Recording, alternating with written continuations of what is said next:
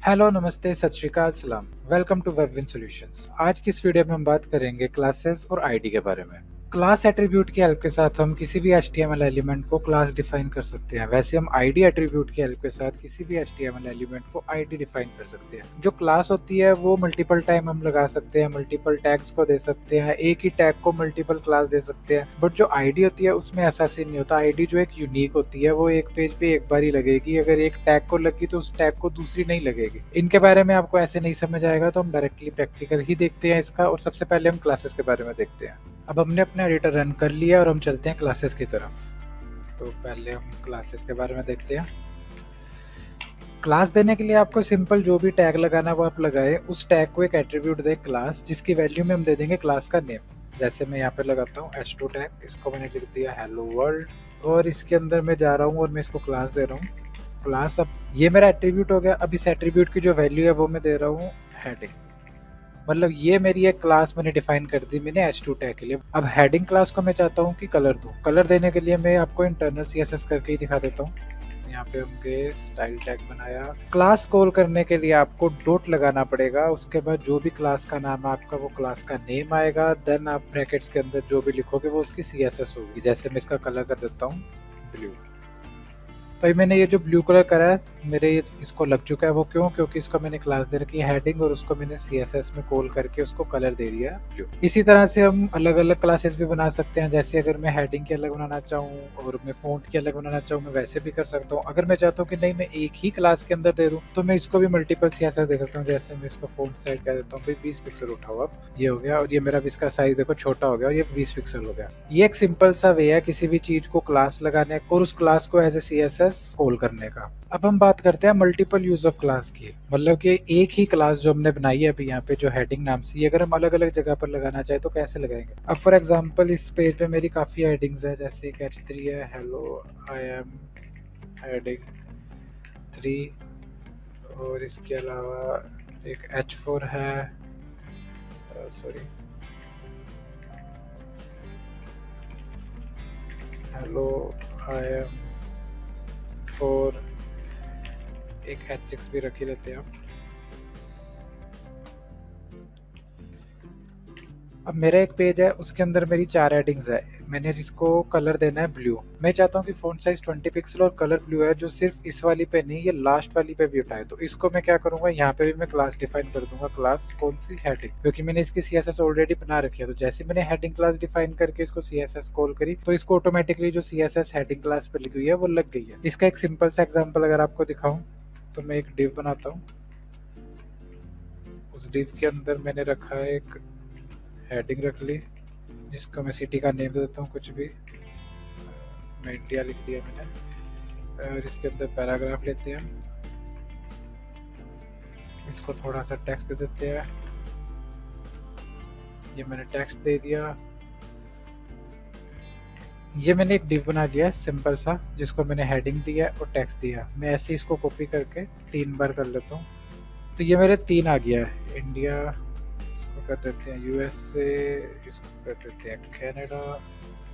तो अभी मैंने क्या करा, 3 सेक्शंस बनाया, 1 2 और ये 3। तीनों सेक्शंस को मैंने अलग अलग डिव में रखा है। स्पेस देके मैं आपको यहाँ पे भी समझ आ रहा होगा, स्पेस दे दिया मैंने। एक वेबसाइट के अंदर बहुत सारे सेक्शंस होते हैं, बट मैं आपको 3 में यूज करके दिखा रहा हूँ कि क्लास कैसे यूज होती है। तो मैं चाहता हूँ कि जो मेरा इंडिया वाला है इसको मैंने क्लास दे दी कंट्री। मैंने पूरे डिव को दिया क्योंकि मैं पूरे के पूरे डिव को ही जो भी CSS देना चाहता हूँ वो दूंगा। और मैंने यहाँ पे इसको बोला डॉट कंट्री। ऊपर वाली हेडिंग हटा देते हैं क्योंकि इसकी जरूरत नहीं है। उसके बाद ब्रैकेट। ये मैंने अपनी क्लास को यहाँ पे कॉल कर दिया। अब मैं इसके अंदर जो भी CSS है वो लिखता हूँ। जैसे मैं चाहता हूँ कि इसका बैकग्राउंड जो कलर है वो हो जाए एक्वा।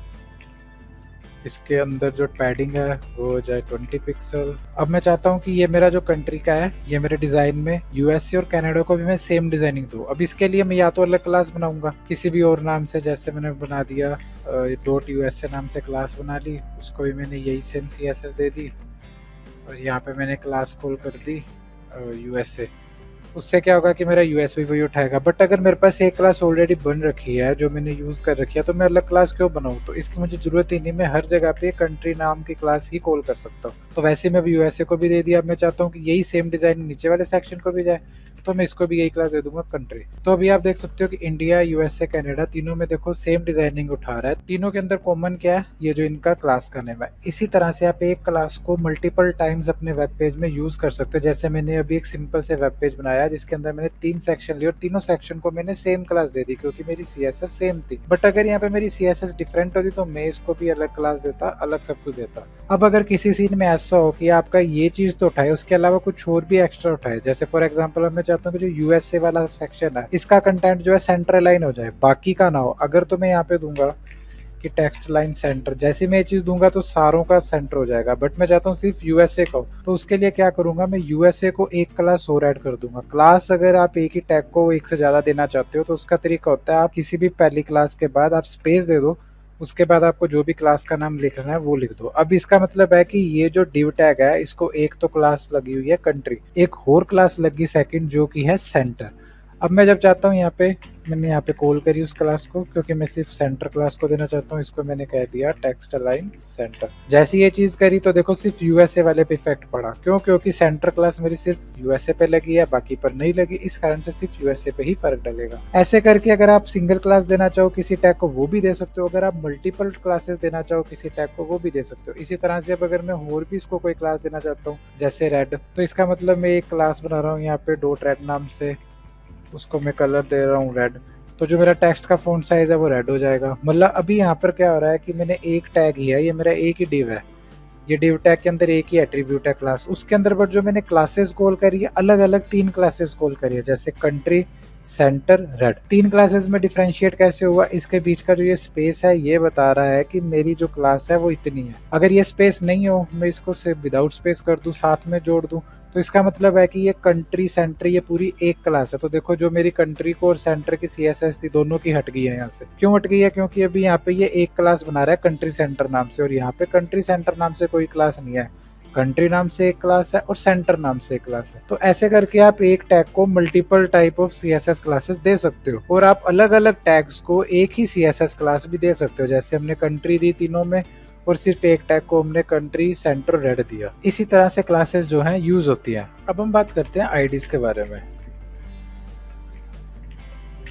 जो हमारी आईडी होती है वो काफी यूनिक होती है। एक HTML एलिमेंट पे एक ही आईडी लगेगी, और अगर आप HTML एलिमेंट को आईडी ऐड कर चुके हो तो आप उसको दूसरी आईडी नहीं ऐड कर सकते। जैसे क्लासेस के सीन में तो मल्टीपल क्लासेस भी ऐड कर सकते हैं, वो चीज हम आईडीज में नहीं कर सकते। अब इसका अगर एग्जाम्पल देखें तो एक सिंपल सा, मैंने एक डिव लिया, डिव के अंदर मैं यही रख लेता हूँ टू कनाडा, ये मेरा नीचे आ गया डिव। इसके बाद मैं अब चाहता हूँ कि इस डिव को मैं एक आईडी दे दूँ।